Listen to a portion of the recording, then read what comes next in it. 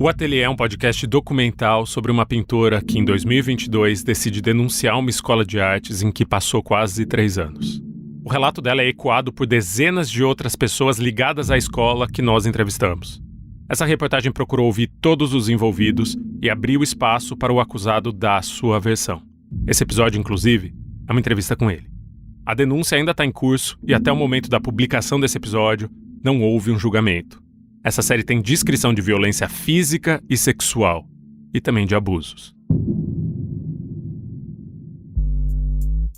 Esse episódio de O Ateliê foi lançado em parceria com a NordVPN. Você deve estar se perguntando o que é uma VPN, afinal. É uma rede privada virtual, uma ferramenta para conectar você com segurança à internet onde quer que você esteja, em qualquer lugar do mundo. Um VPN também oferece a capacidade de alternar sua localização virtual com um clique. Assim, você pode ter acesso a conteúdo que está disponível apenas em outros países. É o tipo de coisa que você faz para assistir no streaming série e filme que não saiu no Brasil, por exemplo. Mas a NordVPN faz muito mais do que isso. NordVPN protege sua privacidade e sua vida digital contra ataques cibernéticos. Todas as suas informações, tipo o número e senha do seu cartão de crédito, CPF, dados pessoais, todas estão seguras se você usa NordVPN. Isso é muito importante. Por isso, a NordVPN oferece aos ouvintes de O Ateliê um desconto especial para que você também se proteja. Acesse o link nordvpn.com/oateliê para obter um desconto exclusivo, mais um bônus de presente. O link é nordvpn.com/oateliê. E se NordVPN não for para você, também está tudo bem. Você pode solicitar um reembolso em até 30 dias após começar a usar. O link, eu vou repetir, é nordvpn.com/oateliê. E também está no texto de descrição desse episódio. Quer ouvir agora os episódios finais de O Ateliê? Você pode, agora mesmo, já. É só apoiar o podcast por R$ 9,90 mensais. Os assinantes podem ouvir o 10º episódio, que é um reencontro com a Mirella em Londres, e mais 2 episódios extras com os desdobramentos desse caso. Esses 2 episódios não vão ser publicados nas plataformas abertas. Eles vão estar disponíveis só para assinantes. Assinar é simples, leva menos de 1 minuto e custa menos de R$10. O link para assinar está aqui mesmo, no texto de descrição desse episódio.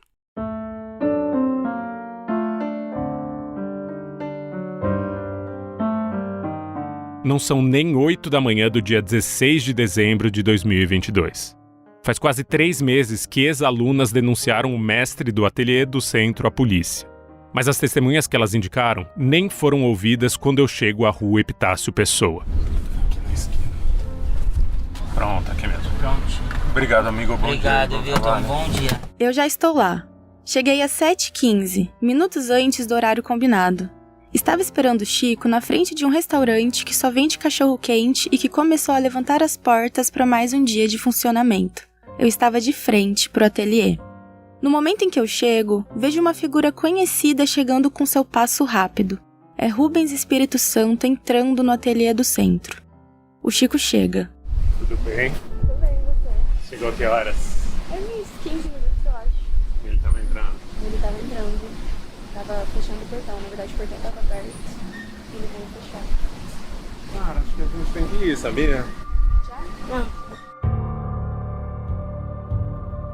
A gente tinha esperado semanas para tentar entrevistar Rubens e ouvir a sua versão sobre as denúncias de crimes que ouvimos de dezenas de pessoas. Esperamos para não atravancar o trabalho da polícia. Caso ficasse sabendo que era alvo de denúncias, o acusado poderia destruir evidências. Vídeos e fotos que mostrassem as aulas em que ex-alunos narram ter sido vítimas de violência física e psicológica.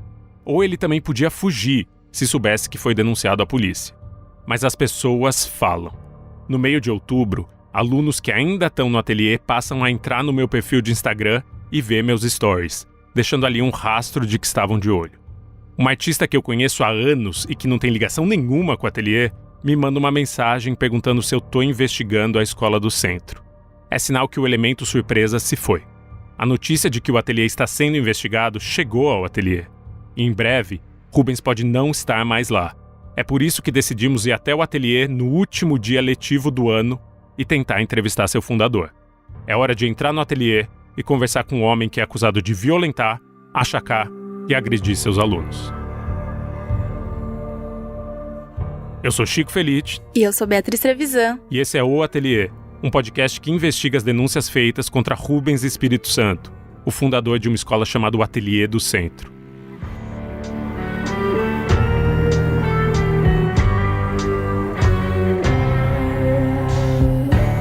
Ao menos 10 ex-alunos afirmam que o Ateliê é, na verdade, uma seita e que foram vítimas de violência física, abuso psicológico e manipulação financeira enquanto eram alunos de Rubens.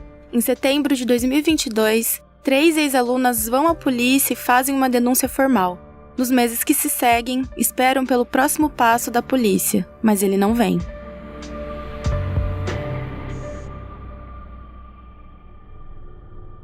Episódio 9. Entrevista com o mestre.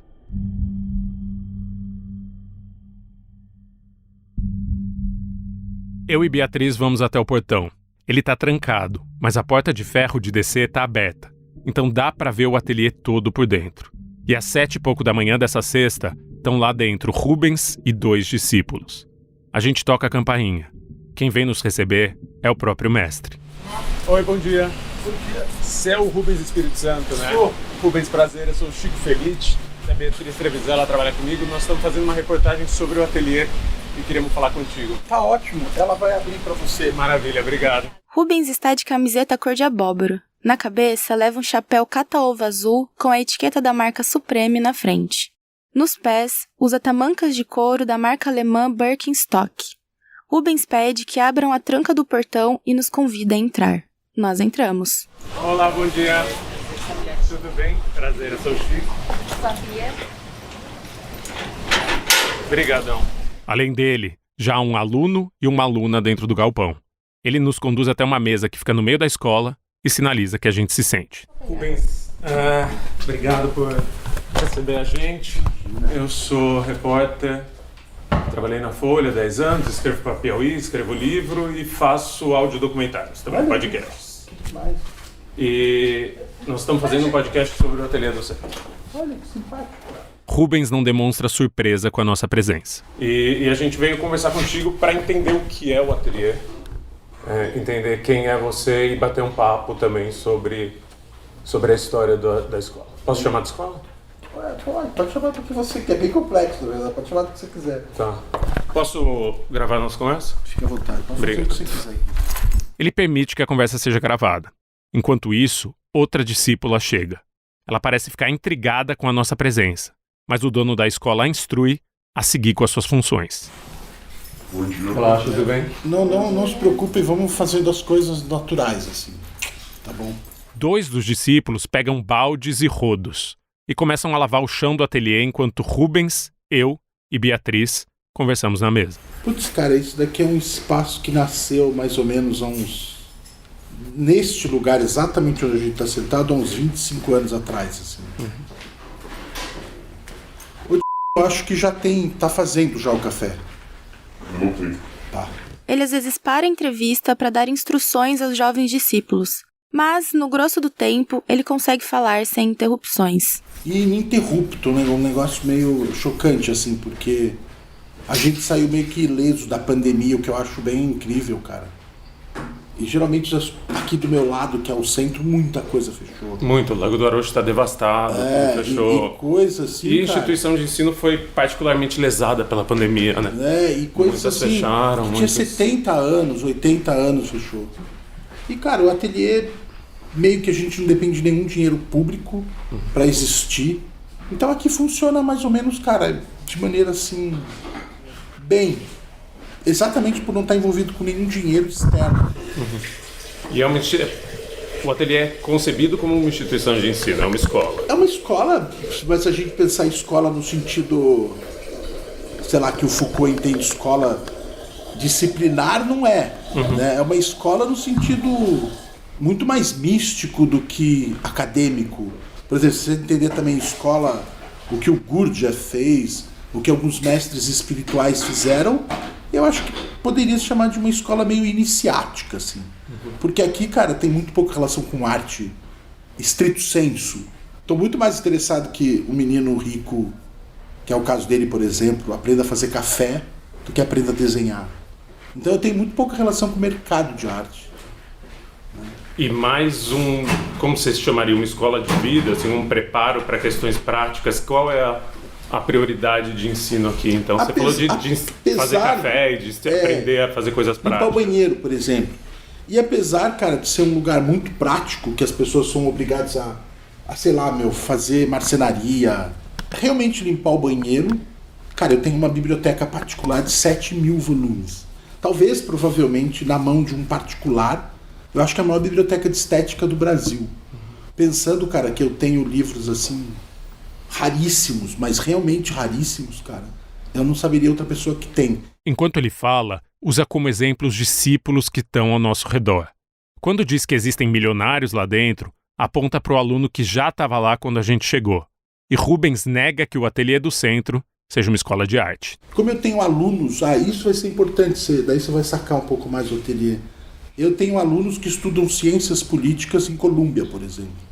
Então, cara, é muito louco esse espaço. Eu tenho eu tenho aluno que estuda gastronomia. Eu tenho aluna que é filha do presidente da... É meio um lugar meio esquizofrênico, cara. Tem de tudo aqui. Tem gente com diagnóstico de esquizofrenia, que nem essa menina que acabou de entrar. E que a gente associa ateliê com arte, né? A palavra ateliê e tal, o coletivo ateliê do centro, então, isso com o ensino de arte. Então eu não tenho nada a ver com arte, cara. Apesar de eu ser um artista estrito sensu. Não tem nada a ver com arte. Eu não tenho nada a ver com arte. Na verdade, eu odeio arte, cara. Artes plásticas, assim, eu tenho um verdadeiro pavor. E daí começa complicações, porque... Mas eu gosto muito, digamos, do Goya. Eu gosto, cara, de máscaras africanas. Tem uma até... Então, no celular tem, olha, pra você ver, na imagem do próprio celular, uma máscara africana, né? Ele mostra o celular.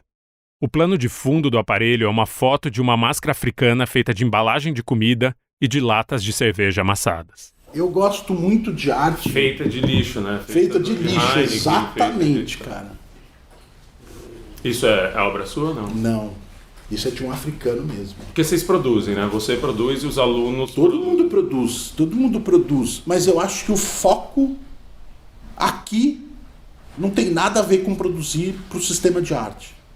Apesar de eu estar envolvido terrivelmente com o sistema de arte... Rubens diz que o ateliê não é uma escola de arte, mas também admite que todo mundo ali produz arte. Ele mesmo diz ter dificuldade de definir a escola. Então é um lugar estranho, cara. Nem eu direito sei o que é.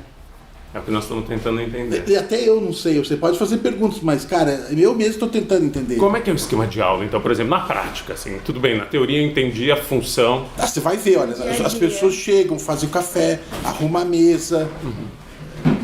Tem todo tipo de nível social. Tem desde uma menina que não tem um puto até o menino que é milionário e mora na Vila Nova Conceição. Aqui, cara, é uma junção muito, muito estranha. Tem aula, é uma vivência? Como é a metodologia? Cara, mudou muito, porque faz 25 anos. Então eu já dei aula do Heidegger, por exemplo. Eu tava nessa mesa, tinha 20 alunos, aí eu ficava dando aula do Heidegger. Aí depois eu dava aula de não sei quem... E já teve todo tipo de movimento. Agora é um movimento muito... que cada um é incentivado a ter o seu próprio espaço. E, cara, como a minha especialidade é estética, claro que eu posso orientá-lo esteticamente. Mas daí tem, como você disse, pessoas que vieram de caminhos diversos. Assim, a pessoa que estuda política, a pessoa que estuda gastronomia. Então, aqui não é que nem FAAP, que um aluno vem para fazer artes plásticas. Eu tenho alunos que piram com gastronomia. E realmente eles vão ser pessoas que vão ser chefes um dia. Outros vão ser teóricos de arte, outros vão ser curadores. Realmente tem de tudo, cara. E o método... E eu tenho vários alunos também internacionais. Essa vantagem aí do digital, né? Então eu tenho um aluno hoje que está em Londres, tenho um aluno que está em Nova York, tenho um aluno que está na Espanha. Cara, é um negócio bem estranho. É um negócio bem estranho. Eu ainda não cheguei nas perguntas sobre as denúncias de crimes ali dentro, porque achei por bem começar a entrevista tentando entender como o dono do ateliê concebe a escola. Em seguida, eu pergunto sobre o método, o conjunto de regras que está em apostilas, livros e pintado na porta do lugar. Eu acho que não tem um parâmetro que eu conheça. E o método tem uma função prática, então? Ele vai ajudar essas pessoas a conquistarem alguma coisa? Tem uma função prática, cara. Por exemplo, aqui todo mundo, independente da minha orientação, é aconselhado terrivelmente a fazer análise. Cara, eu me recuso a conversar com o maluco se ele não faz alguma coisa parecida com análise. Porque eu não quero cumprir todas as funções, eu não sou Messias. Né? As pessoas me acusam de Messias, mas eu não sou. Né? Eu não sei se você sabe, aqui tem muitas histórias. As pessoas me odeiam, cara. Quem te acusa de Messias? Cara, você não tem ideia, quase todo mundo.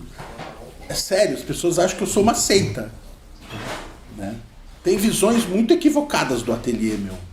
Mas ao contrário, eu acho que aqui todo mundo é incentivado a ter um psicanalista, todo mundo é incentivado a ter um espaço fora daqui, todo mundo é incentivado a ganhar dinheiro do mundo real. Pelo menos esse é o movimento que a gente está agora. E é recente, porque havia aula até... Havia, e tem agora discípulos, digamos assim, discípulos alunos que dão aulas. Então a menina que estava há mais tempo comigo, chama... Ela dá aula de História da Arte e ela faz algum acompanhamento de carreira e faz curadoria para pessoas que querem. Eu praticamente não dou mais aula, cara. Rubens explicita o que vimos no 5º episódio. O ateliê não tem mais aulas. É um lugar onde jovens vão para ter o que ele chama de vivência. Aqui a gente também tem um horário que todo mundo vem. Eu só venho aqui 2 vezes por semana, segunda e sexta. E aí sexta a gente almoça todo mundo junto aqui e a gente conversa sobre coisas da vida de cada um. Você consegue definir o que é um método de ensino? A gente tem um livro aí, grande. Esse. Dá pra ele. Ó, é de vocês. Eu vou dar um pra vocês dois. Pode abrir. Não, obrigado. Aí vocês... Precisa, na real, a gente pode pagar, pelo amor de Deus. É o mínimo, é trabalho. Rubens pede que nos entreguem um livro enorme e pesado, com capa dura ilustrada por uma pintura sua. Eu folheio esse livro, que é do tamanho de um bebê, e eu já tinha visto meses antes, na casa de uma ex-discípula. Enquanto isso, ele compara os ensinamentos do lugar com os de uma guerra e com os de um campo de extermínio. Hoje temos 20 alunos, deve ter 20 alunos, tem 4 fora do Brasil, tem aluno de todas as classes sociais, tem aluno com todo tipo de problema. Antes era um espaço gigantesco físico, agora eu saquei, cara, que podia gerar uma grande dependência deles ficarem aqui. Então eu diminuí os espaços físicos para que eles pudessem sair para o mundo. A ideia é criar uma independência, criar... A ideia é que eles se virem, meu. A ideia é que cada um aprenda a ganhar seu pão, meu. Como na guerra, assim. Como no campo de concentração, né? Que é o que a gente vive, né? Ou uma guerra? Ou um campo de concentração? Eu acho que meio as duas coisas, né, cara? A gente vive uma guerra... Cara, e é triste a desigualdade social no Brasil, né, cara? Que eu acho que é mais ou menos um campo, né? Eu acho que uma das coisas mais tristes do Brasil, que me toca muito pessoalmente, cara, é você ver pessoas assim na rua que são muito jovens, meu, de 14, 12, 13 anos, que tem um potencial incrível, e esse potencial está sendo roubado dessas pessoas, né, cara? E se elas não cumprirem esse potencial pro bem, isso vai virar uma matéria-prima pro crime, né, cara? O professor afirma que a escola tem um cunho social, o de misturar pessoas de classes diferentes. Então existe um cunho social, existe uma forte social. Só em unir uma pessoa, cara, milionária, uma pessoa que não tem dinheiro, já é um ato político, né? Só em as duas terem a mesma educação, né? As duas poderem frequentar uma biblioteca que tem 7 mil volumes. Não liguem. Eu já acho incrível, né, cara?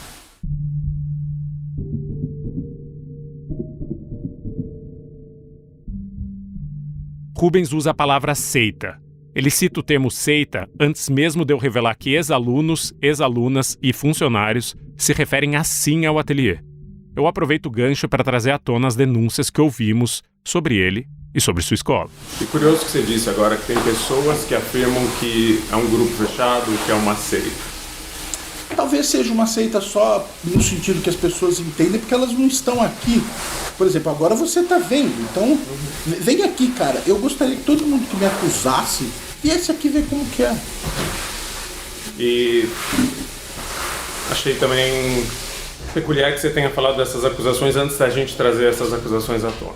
porque a gente conversou com bastante gente, a gente já entrevistou mais de 50 pessoas que passaram pelo ateliê. Que incrível! E tem relatos de muitas coisas que aconteceram aqui dentro, sobre os quais eu queria conversar contigo. Até pergunto se eu converso contigo na frente dos alunos. Claro, você pode perguntar tranquilamente, cara, não tem segredo nenhum. Você já saiu pra café? Obrigado, valeu. Enfim, relatos. Pode abertamente, Tá. não tem segredo nenhum. Que bom. A gente conversou com ex-discípulos. Eu uso o termo discípulo, Usa o termo que você quiser. tá? Porque eles usam o termo discípulo para se referir e dizem que você era chamado de mestre, que essa eram as tratativas aqui dentro. E tem muitas histórias, assim, histórias de agressão física, por exemplo, tem relatos de pessoas que dizem que você puxou o cabelo delas, que você cuspiu nelas, que você chutou discípulas ou alunas, cenas de violência. Isso pessoas de maior. Todas de maior. De idade? É. Acho que um dos relatos é de uma pessoa que era menor de idade. Ah, é quem? Desculpa, não tenho permissão dessas pessoas de compartilhar o nome dela. Isso, perfeito. E cenas do que hoje essas pessoas consideram um abuso sexual, como, por exemplo, pedir para uma pessoa subir na mesa e outra pessoa praticar felação nela durante o almoço. Tem outras, nós temos até uma lista. A Beatriz está até com uma lista. O só interessante é que é todo mundo de maior, né, cara? Rubens começa uma série de frases no condicional. Vamos supor que essas situações sejam verdadeiras. Vamos supor que isso talvez tenha acontecido. Vamos supor que isso tenha acontecido. Aconteceu num grupo de mais 10 pessoas. Eu não chamo você pro quartinho. É Chico, né? Chico. Ô Chico, vamos ali no quartinho e mostra o pinto pra mim. Né? Se alguém tirou a roupa, eu posso chegar pra sua amiga que tá aqui agora. Como é seu nome? Beatriz. Beatriz, tira a roupa, sério, e sobe em cima da mesa que eu vou te desenhar. Se a Beatriz... Quantos anos você tem, Beatriz? 4. Pô, se a Beatriz quiser fazer isso por livre, espontânea vontade, você acha que é crime? É uma discussão interessante, mas eu quero só retomar uma coisa que você acabou de dizer, que é vamos supor que tenha acontecido. Essa cena, por exemplo, da felação na mesa de almoço. Ela aconteceu. Eu só confirmaria com você se a pessoa viesse aqui falar isso pessoalmente. Né? Do mesmo jeito que ela não quer que eu saiba o nome dela, ela teria que vir aqui e falar isso na frente de mais 15 pessoas. Concorda? Ele não nega nem confirma os relatos das pessoas que passaram por lá. Acontece que esses relatos também estão gravados e fotografados. Eu vi fotos e vídeos que provam que esses atos de fato aconteceram. Mas Rubens diz que só vai responder às acusações se os seus antigos discípulos voltarem ali e ali repetirem o que aconteceu, na frente de 15 pessoas. Um relato dessa pessoa dando o nome dela, que vai ser veiculado, não é legítimo para instar em você uma resposta, para responder se isso aconteceu ou não? Então, vamos supor, né, alguém aí outro dia, cara, me acusou de estupro. Algo assim parecido com estupro. E depois falou o seguinte, existem um monte de ficha criminal sobre você. Pô, então me acha e traz.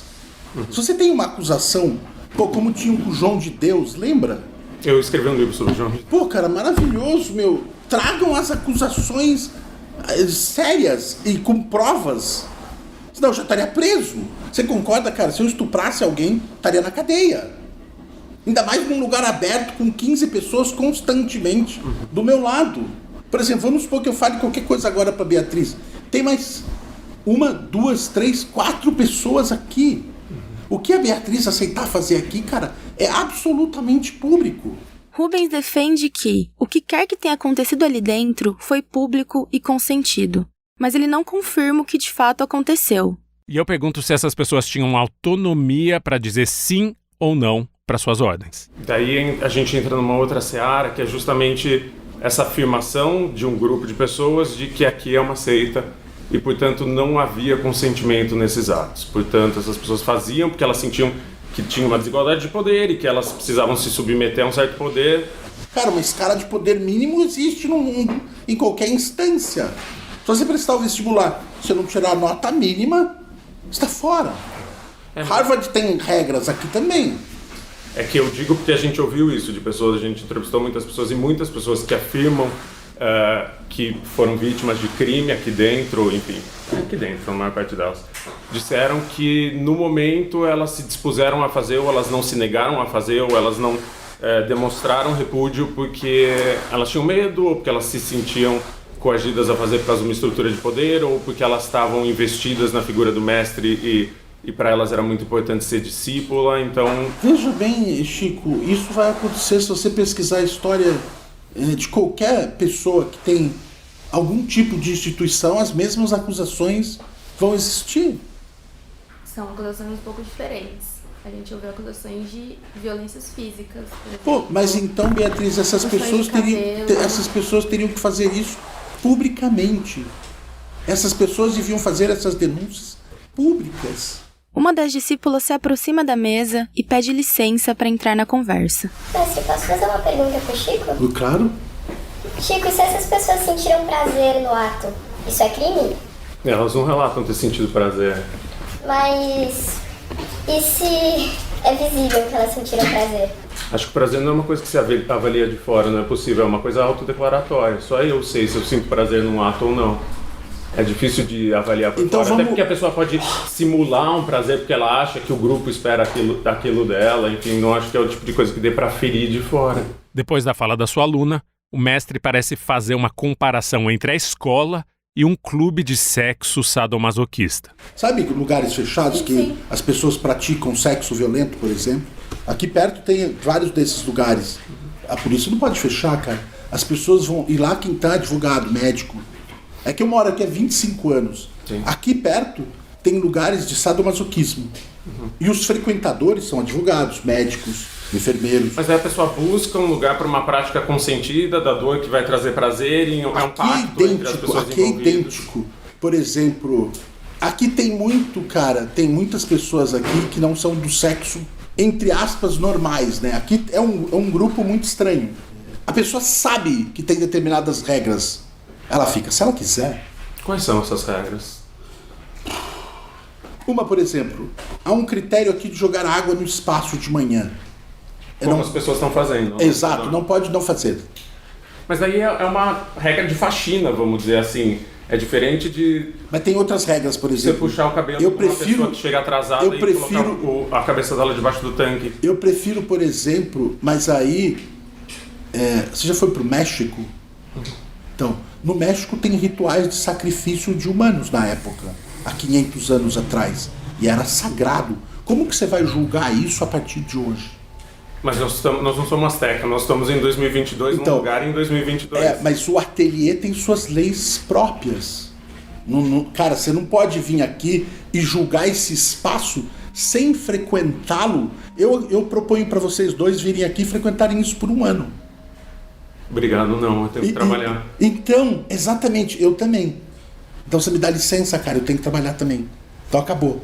Ele ameaça terminar a entrevista, mas eu sigo adiante. Ainda há muitas perguntas para fazer. Se você não tá de acordo em ficar aqui 1 semana para ver um trabalho de campo, por que você que vai vir aqui me julgar? Eu não tô te julgando, eu tô fazendo perguntas. Ah, então. Mas então eu espero que... Mas vamos, só para aproveitar que você falou dessa coisa das regras próprias. Então, na sua visão, o ateliê não se submete às leis do território brasileiro, por exemplo, leis... Imagina, tá aberto, cara, é uma porta aberta. Imagina, a gente tá todo... Eu tenho um iPhone e um monte de aplicativos bancários. Eu me submeto a todas as leis, pago todos os impostos. Dá uma checada se o meu nome tá no Serasa, cara. Tá. Então, vê se você acha alguma ficha criminal. Não tem. Então, o Nietzsche fala o seguinte, cara. Existe um fato. Eu tô vendo um microfone aqui, outro aqui, outro aqui. Depende, cara, da psique dessa pessoa. Pode ter 4. Rubens pega o meu gravador e o gravador do Chico, que estão em cima da mesa, e os coloca do lado de uma xícara e de um pires, para ilustrar que esses outros 2 objetos também poderiam ser gravadores, se ele os quisesse chamar assim. Porque o mundo é interpretativo, meu. Tá. Né? Mas tem tem relatos que são factuais e tem vídeos e registros de atos que podem ser interpretados como crimes. Mas por que, se foram crimes, por que essas pessoas não foram a uma delegacia de polícia? Talvez porque elas tenham medo, talvez porque elas se sintam Mas, pô, eu também intimidadas. tenho medo de um monte de coisa, cara. No Brasil, todo mundo sabe que há uma divisão, há uma angústia social terrível, que o povo é explorado. Por que também eu não tenho medo? Essas pessoas não têm medo disso? E eu sinto que a conversa está deslizando para um campo teórico, bem abstrato. E tento puxar a entrevista de volta para os fatos que eu tô ali para investigar. Faço uma pergunta objetiva e clara. Você puxa o cabelo de discípulos? Eu só vou afirmar isso se a pessoa que está falando estiver aqui. Você acha que eu sou idiota, meu? De me auto-incriminar? Eu saco da minha mochila uma lista que fiz. São 3 páginas de frases em fonte Arial 11, só com cenas de violência que ex-discípulos e ex-discípulas narraram ter vivido ali dentro. A nossa obrigação é perguntar a Rubens, item por item, se aquelas cenas de fato aconteceram, e pedir que ele dê sua versão dos fatos. Que a gente tem uma lista dos relatos e, por obrigação do ofício, nós vamos ter que perguntar um por um, já que eles vão ser relatados, já que eles vão estar na série, a gente precisa, por obrigação do ofício, e enfim, uma regra jornalística e também para ser justiça, para ser justo com você, para justiça com você, nós vamos ter que perguntar relato por relato. É uma lista, mas eu sei que você é afeito a listas, então Adoro não tem muito listas. problema. Adoro Exato. listas. Você quer? Eu fico com uma lista na mão e a Beatriz com outra. Começamos a ler, item por item, os relatos que ex-alunos e ex-funcionários fizeram do que, segundo eles, acontecia lá dentro. Uma ex-aluna afirma que você enforcou até ela abrir a boca e você cuspir dentro da boca dela. Ela disse que você cuspiu na boca dela mais de uma vez. Quem é? Isso aconteceu? Só se você falar o nome. Não vou falar o nome. Então, cara, vai pra casa, meu.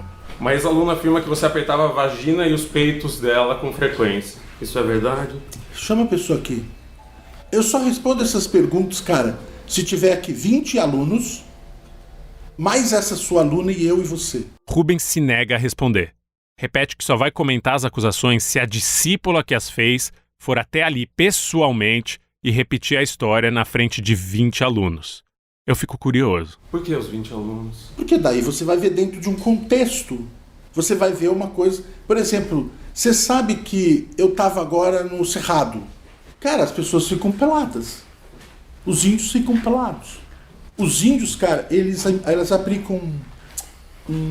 Eu fiquei um mês no Cerrado, agora junto com algumas tribos indígenas. Eles aplicam um espinho de peixe na pele pra bombar o braço. Cara, o braço do cara é dessa grossura, mano. Cara, como que você vai julgar um índio dentro do contexto dele, com as nossas regras patriarcais, heterossexuais e colonialistas? É que nós não estamos falando de um povo originário, nós estamos falando de uma escola no centro de São Paulo.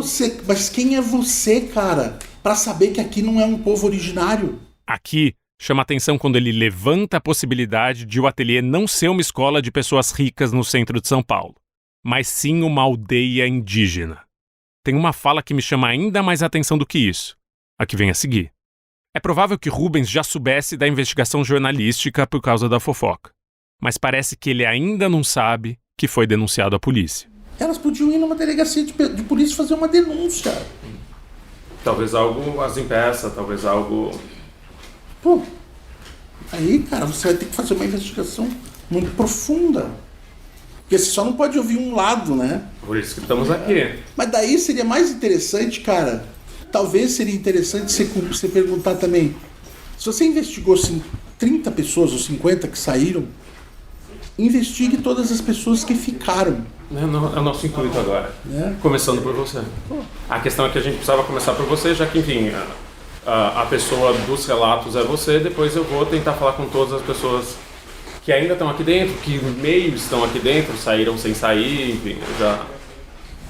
Tem de tudo. Já cara. tenho desenvoltura, a gente já tem desenvoltura com esse grupo, assim, a gente já conhece as pessoas. Tem muita gente, mano.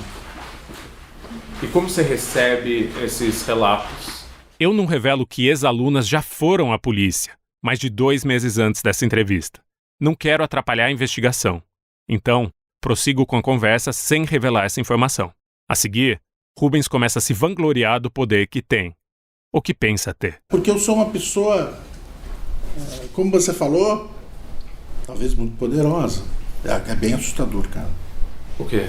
Ser poderoso, né? Que tipo de poder nós estamos falando? Porra, cara, a gente tá falando de um poder de alguém que sobrevive num espaço há 25 anos, sem nenhuma verba pública, sem participar do mercado de arte brasileiro, e faz um livro que custou por volta de 300 mil reais. Esse livro é uma edição luxuosíssima, cara. Ele se refere ao livro enorme que está no nosso colo.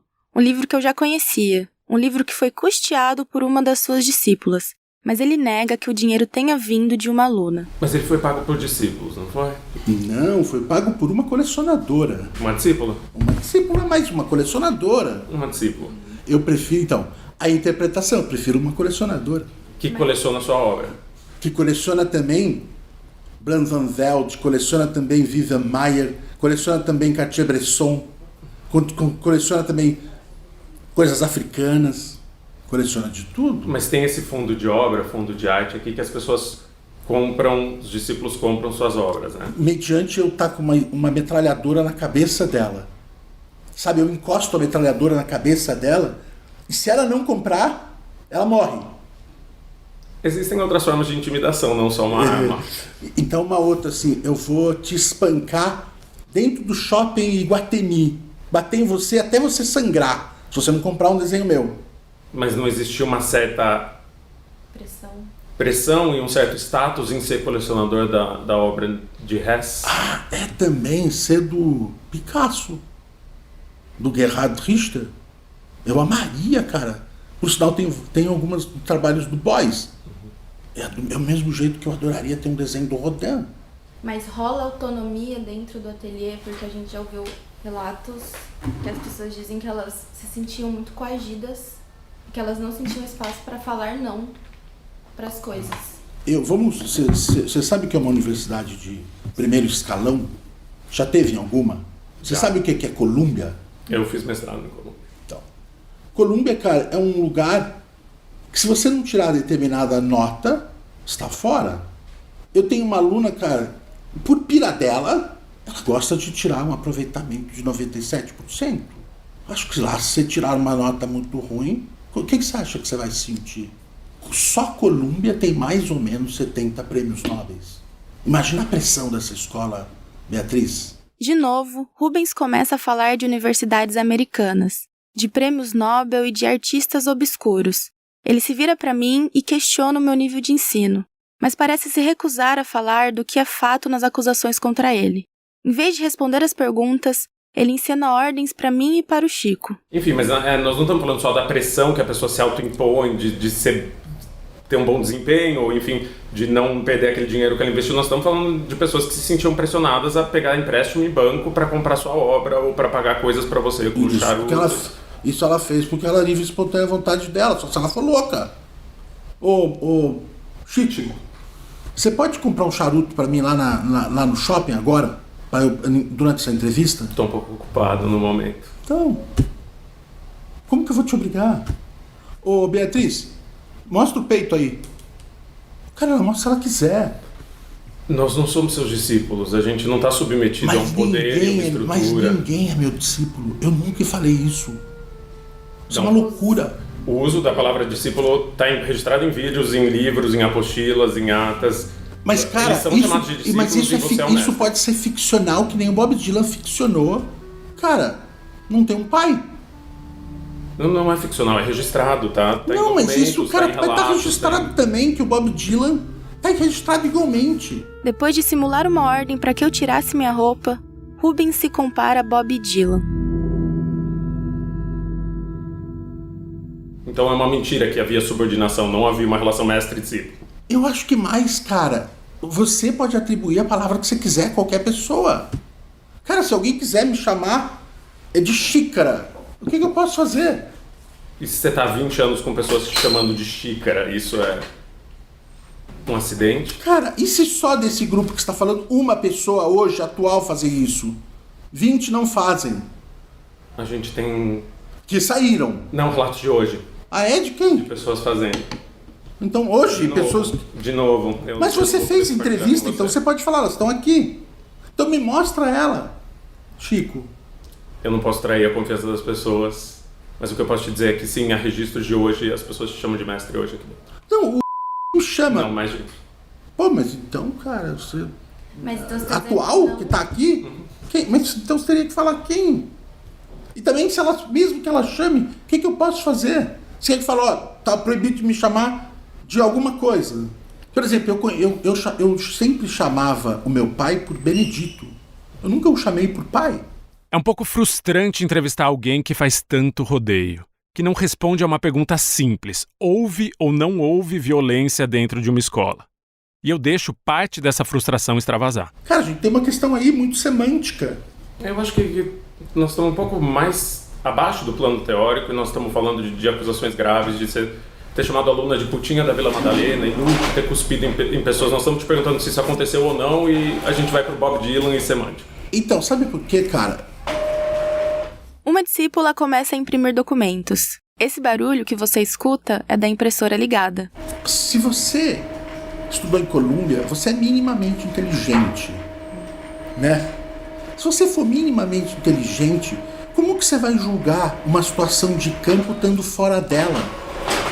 A partir de investigação. A gente está trazendo relatos que a gente ouviu, de pessoas que estiveram aqui dentro por muito tempo. Então, mas eu aconselho você a investigar também todas as pessoas que estavam aqui e estão agora. Mesmo pessoas que estavam e estão agora confirmam que essas cenas aconteceram e dizem que isso fazia parte do método. Elas não negam que tenha havido violência, não negam que você tenha cortado pessoas em formato de cruz com estilete, não negam que você tenha tentado queimar suas iniciais com ferro quente em pessoas. Rubens Espírito Santo então diz a frase que talvez resume essa hora de entrevista. Ele diz que tudo o que rolou ali dentro e que ele não vai comentar foi feito por adultos que disseram sim para esses atos. Eu não fiz nada que alguém maior de 20 anos esteja completamente condizente. Cara, vamos supor que você queira que eu faça... Eu proponho para você agora, ô Chico, posso colocar 5 brincos no seu ouvido? É crime isso? Se você permitir? Se você falar que pode? Eu tenho autonomia para dizer não ou eu tô numa situação... Espanca esse cara. Ele então se volta para a discípula que está parada na frente da impressora, fazendo cópias de documentos. Vem cá e chupa meu pau. Ela é lésbica, por sinal. Inclusive aqui, a maior parte das pessoas são mulheres e são lésbicas. Então você está dizendo que não existia essa relação de poder em que as coisas... É isso, é você que está interpretando com o seu ponto de vista. Eu não estou falando nada. Eu nem sim, nem não. Bom, o documentário vai sair com pessoas dando nome, sobrenome, aparecendo, com acusações. Cara, eu acho fascinante, mano. Acho fascinante, cara. Não, eu agradeço você ter recebido e você ter topado gravar uma entrevista. Isso, de fato, é generoso com o nosso trabalho. Mas eu admito que eu também fico cioso com uma resposta que vai ser, não vou dizer sim ou não, para dezenas de pessoas acusando você de violência e de abuso e de achacar dinheiro. Cara, mas façam acusações formais. Por exemplo, se eu roubar sua carteira agora, você não iria na delegacia? Iria.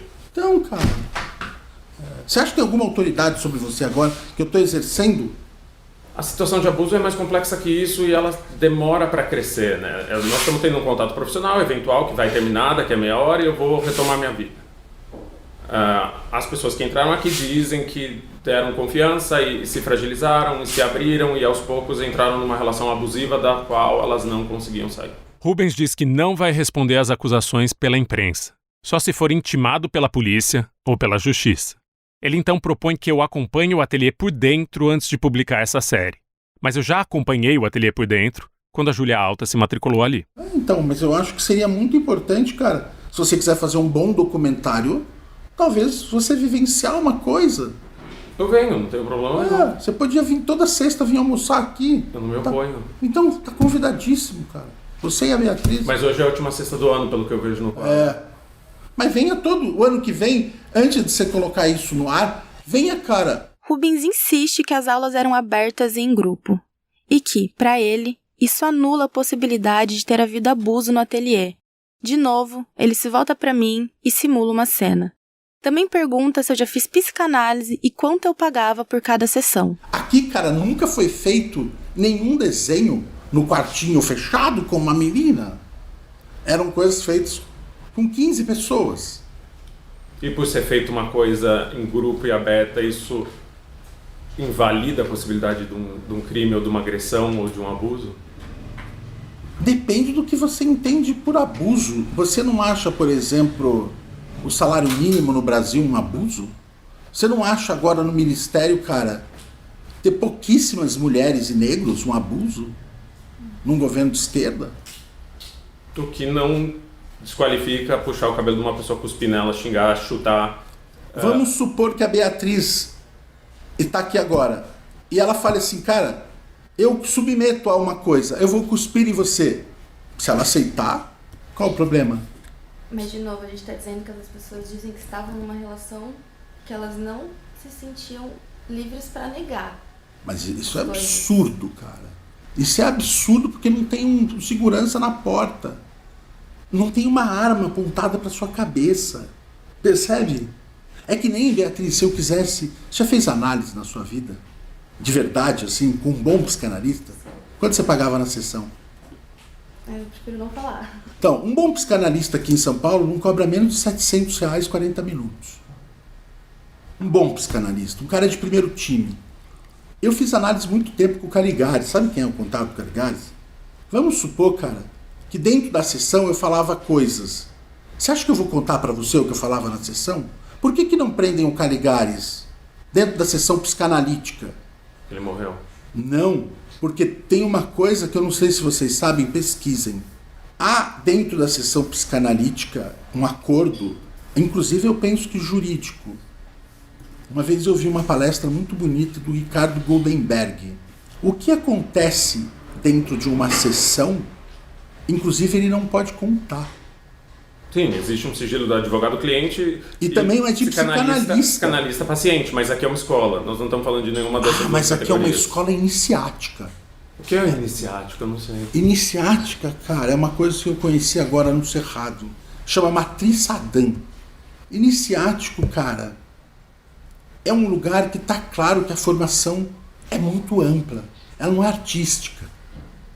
Traz um copo de água para mim. Isso é iniciático. Iniciático é o budismo, por exemplo. Você não tem a menor ideia do que acontece dentro de um mosteiro. E não tem nem jurisdição para isso. Mas é uma religião. Não. Que tem legislação própria para a religião. Sim, o budismo é uma religião. Então, mas, por exemplo, você pode ser um mestre budista, você não precisa ter um certificado no MEC. Percebe? Você é um monge. Você pode ser um monge. Então o ateliê é uma religião, um sistema Não, religioso? o ateliê é uma escola iniciática.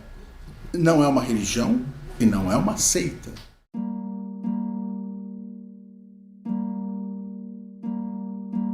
Já estamos chegando a 1 hora de entrevista e eu sinto que consegui muito pouco de factual. Muitas teorias, muitas referências bibliográficas, uma conversa com muitas notas de rodapé. E tento de novo ser objetivo. Se eu te perguntar, te incomoda o uso de seita? Porque as pessoas se referem como seita e inclusive afirmam que você dizia que era uma seita em determinado momento. Eu acho que seita é meio pesado, meu. Né? Por quê? Talvez pelo tom pejorativo que tenha. Né? Talvez eu prefira um tom não tão pejorativo. Porque o que as pessoas atribuem à seita, elas falam de perda de liberdade individual, desconexão com o mundo externo, com família e com amigos, e perda e derretimento da autonomia, que levavam elas a topar situações que elas não estariam, que hoje em dia elas consideram abusos e crimes. Nossa, impressionante, cara. Eu fico chocado. Se eu tivesse esse poder, estaria rico, né? E não tá?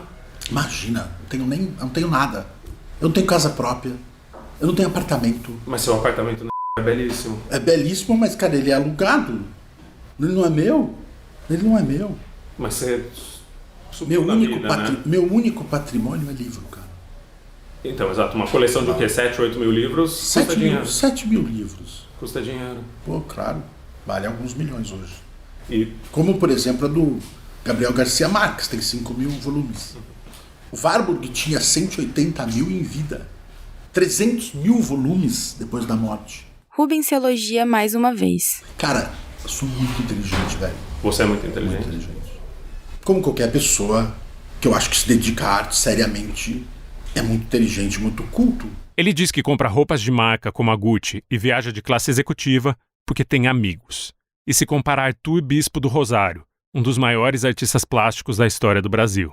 Bispo do Rosário viveu parte da sua vida internado em um hospital psiquiátrico. Eu acho que eu sou inteligente igualzinho o Bispo do Rosário. Conseguiu produzir uma obra monumental preso no hospício. E qual é a sua obra monumental? A minha obra monumental é dar emprego para esse rapaz negro e fazer ele ter uma vida melhor. Olha o tamanho dele. Você acha que eu posso bater nele? Você acha que ele está aqui contra a vontade dele? Acho que força física é só um dos fatores, existem outras forças envolvidas. Um aluno está parado ao lado da mesa. Ele se vira para o discípulo e pergunta se ele está ali por vontade própria. O jovem faz que sim com a cabeça. Mas sim, me aflige por mim e por você não ter respondido às acusações. Eu preciso te advertir, é meu dever de ofício te advertir que vão ter pessoas narrando cenas, enfim, filmagens e documentos que ilustram outras cenas, e a sua resposta é: não digo se aconteceu ou se não aconteceu. Porque é idêntico, cara, você saber tudo. Até tem agora, você sabe que tem um orçamento secreto, né? Que foi aceito. Você sabe o que vai fazer com esse orçamento secreto? Que conseguiram aprovar. O Lula aprovou. Toda a equipe de transição aprovou. Você sabe o que vai ser feito? Mas foi aprovado mesmo assim. Cara, não dá pra você julgar uma situação que você não participe dela. Só a distância, é impossível. Pois eu não sei a relação que ela tem com a mãe dela. Não dá pra julgar, tanto que uma juíza ou um juiz julgam uma situação do qual eles não participaram dentro de coisas a partir de muito evidências. reais. Sim, a partir de relatos e evidências. Nosso trabalho é uma investigação a partir de relatos e evidências. Mas, cara, de que ponto de vista? De pessoas que passaram muito tempo aqui. Mas então você E do vai seu ter... também, por isso. Mas você vai ter milhares, você vai ter uma sequência de outras pessoas que ainda estão aqui. Por que essas pessoas que estão aqui não fazem a mesma coisa que essas? Você acha que elas estão coagidas a esse ponto? Você acha que a filha de um banqueiro é coagida por um cara que nem eu? E por que você acha que essas pessoas ainda estão aqui? Porque, cara, eu acho um lugar de excelência. Acho que é um lugar que você tem uma formação absurda. Uma formação absurda. Um lugar de excelência.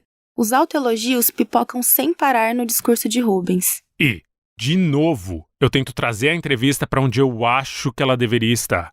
Esse homem é acusado de cometer crimes, mas não fala sobre esses crimes. Mas é que me aflige um pouco que a gente sempre tergiversa, sempre vai para o campo do teórico, sempre vai para voz e pensadores, e a gente não está falando do factual. Assim, o jornalista é um ser do fato.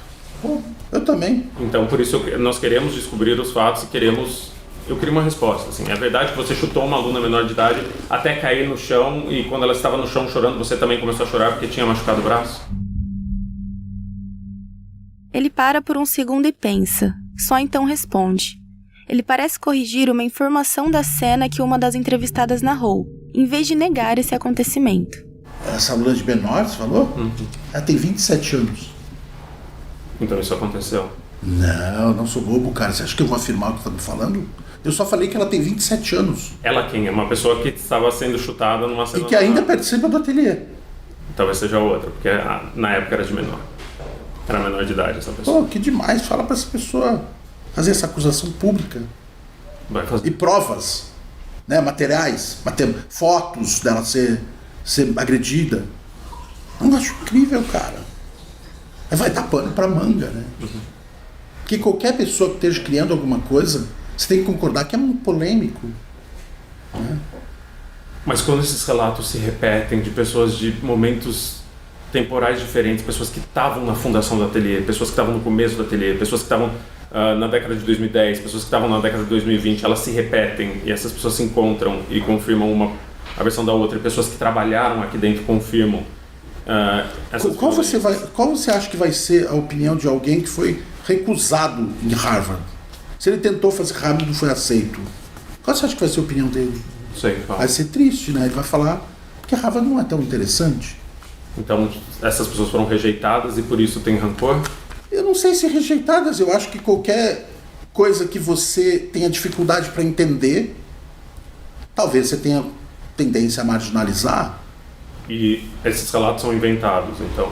Eu não sei se são inventados. Imagina, são pessoas muito especiais. Eu acho que qualquer pessoa que esteve aqui e saiu devem ser pessoas muito interessantes e muito sensíveis. Mas é a interpretação dela. Eu tinha um amigo, cara, que ele via aranha gigantes perto dele. Não dá pra falar que ele tá louco. Porque, cara, era a visão que ele tinha. A gente não tá falando de aranhas gigantes, a gente tá falando de uma ex-aluna que falou que você chutava ela no chão, que você já cuspiu na boca dela, que você pegava na vagina dela, apertava com força. Putz, cara, eu continuo, Beatriz, falando que é muito difícil, cara. Eu acho que você ter qualquer visão fiel se você não tava lá. Ou então essas pessoas vão ter que provar isso, cara. E aí um juiz vai julgar, né? Você tem medo? A minha idade, cara, acho que não. Quantos anos você tem medo? 56.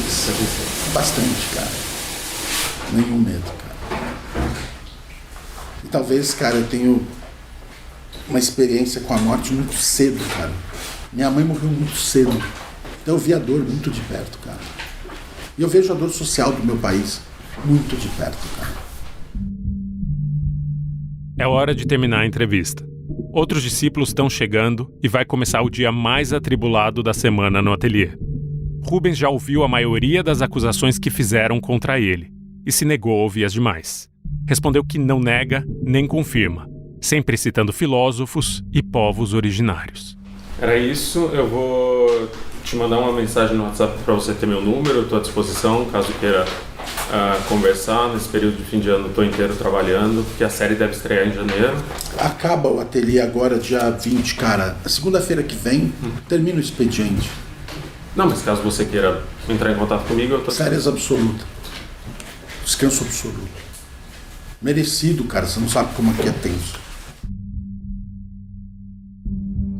São 8h30 da manhã quando nos levantamos, depois de 1h10 de entrevista.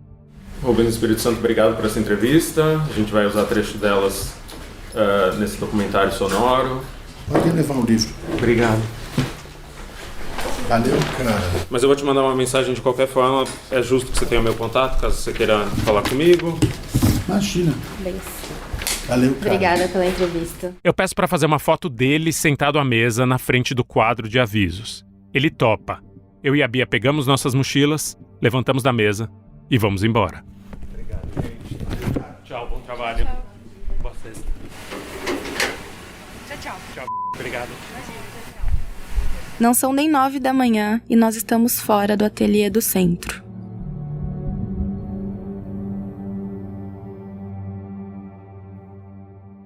Se você está numa relação abusiva, procure ajuda. A Central de Atendimento à Mulher ouve e acolhe mulheres em situação de violência. É só ligar para o número 180. Em caso de emergência, a mulher ou quem esteja presenciando uma situação de violência pode pedir ajuda por meio do telefone 190. Uma viatura da Polícia Militar é enviada imediatamente até o local. Você também pode encontrar auxílio psicológico e jurídico de graça no site Mapa do Acolhimento. O endereço do site é mapadoacolhimento.org. Eu vou repetir: mapadoacolhimento.org.